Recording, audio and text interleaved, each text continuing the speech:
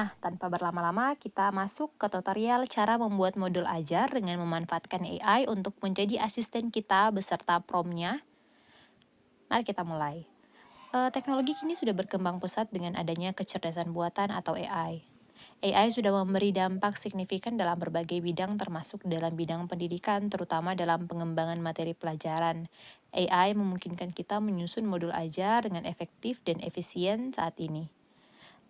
Nah, saat ini kita akan menggunakan Chat GPT, AI yang sudah sangat terkenal ya. Berikut ini saya akan memberikan tutorial cara dasar membuat prompt AI di Chat GPT. Kalau kita mau membuat prompt AI, perhatikan tiga dasar ini. Yang pertama, rule, yang kedua task, dan yang ketiga output. Rule, apa sih itu rule? Rule adalah peran yang akan kita berikan kepada Chat GPT. Dan yang kedua adalah task atau tugas yang akan kita berikan ke ChatGPT. Dan yang terakhir kita harus membuat output atau hasil yang kita inginkan dari ChatGPT. Nah, langsung saja kita praktik teman-teman. Perhatikan rumus RTO yang tadi saya jelaskan ya, yaitu rule, task, dan output. Di sini saya akan membuat contoh prompt untuk membuat modul ajar dengan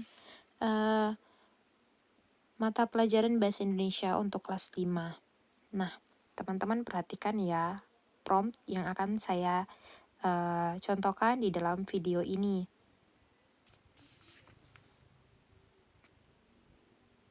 Langsung saja ya.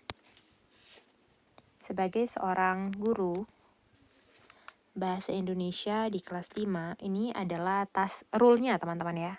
Ini yang pertama saya akan tulis, ini adalah rule-nya. Sebagai seorang guru Bahasa Indonesia di kelas 5, SD yang akan mengajarkan Bahasa Indonesia dengan topik memahami tanda baca dalam bacaan dengan baik dan benar. Itu adalah rule atau peran yang kita berikan ke ChatGPT. Dan kedua, kita akan membuat task-nya.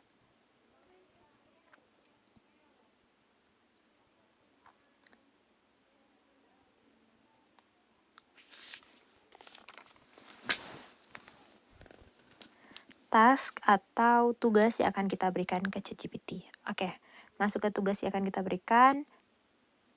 Kata-katanya seperti ini. Buatlah modul ajar untuk 1 kali pertemuan sebanyak 3 kali 40 menit yang membahas tentang memahami tanda baca dalam bacaan dengan baik dan benar.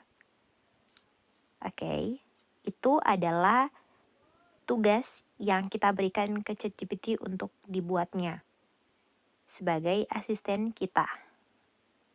Nah, setelah kita menuliskan task-nya, kita akan menuliskan juga output yang kita inginkan. Nah, output yang kita inginkan di sini dalam prompt ini saya menuliskan buatlah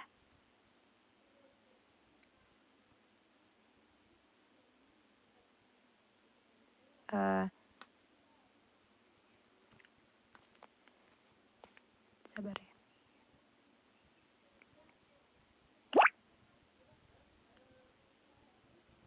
Oke.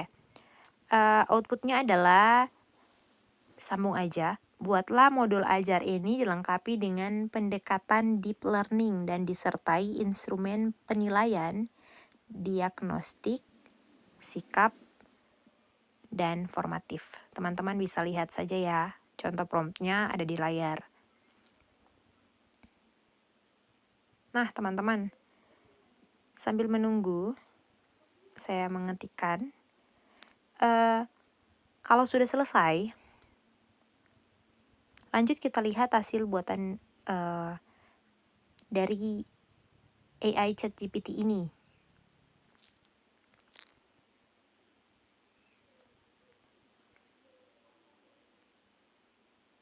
Nah, apalagi tugas kita setelah dibuatkan AI? Apakah kita hanya langsung menerima saja apa yang dia berikan? Nah, tidak ya teman-teman. Jadi, setelah AI membuatkan tugas yang telah kita berikan, kita bertugas untuk meng-cross-check kembali data-data yang diberikan dari ChatGPT. ChatGPT memang sangat memudahkan kita dalam menyusun model ajar, hingga kita tidak perlu lama dalam membuat model. Tapi bukan berarti kita sebagai yang menyuruh itu tidak lagi meng-cross-check apa yang diberikan oleh ChatGPT ya. Oke, di sini telah saya kirimkan promptnya. Kita akan lihat hasil dari tugas yang kita berikan ke ChatGPT ini, seperti apa dia membuatnya. Nah, di sini sudah sangat lengkap ya teman-teman. Tinggal kita cross-check lagi dan sesuaikan seperti bagian nama sekolahnya, nama penyusunnya, itu harus kita cross-check lagi ya. Dan kita edit.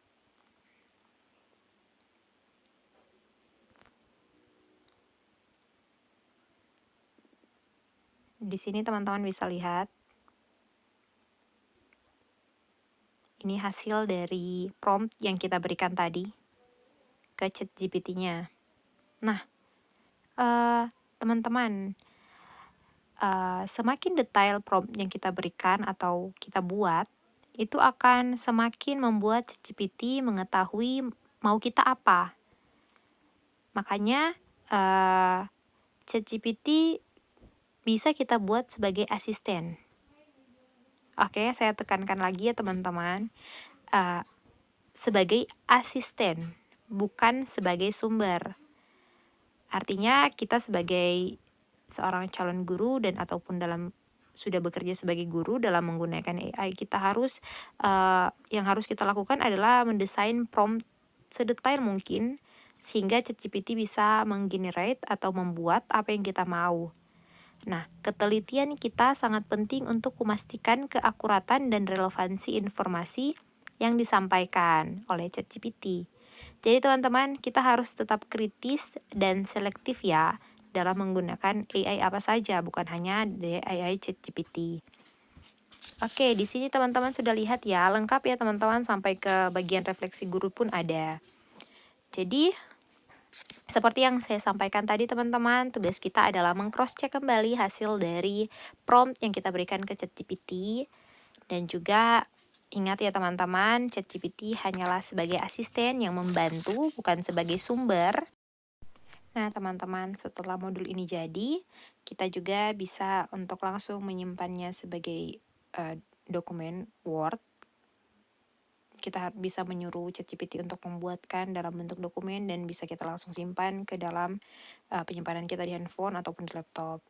Nah, demikian ya teman-teman, tutorial pembuatan modul ajar menggunakan AI ChatGPT.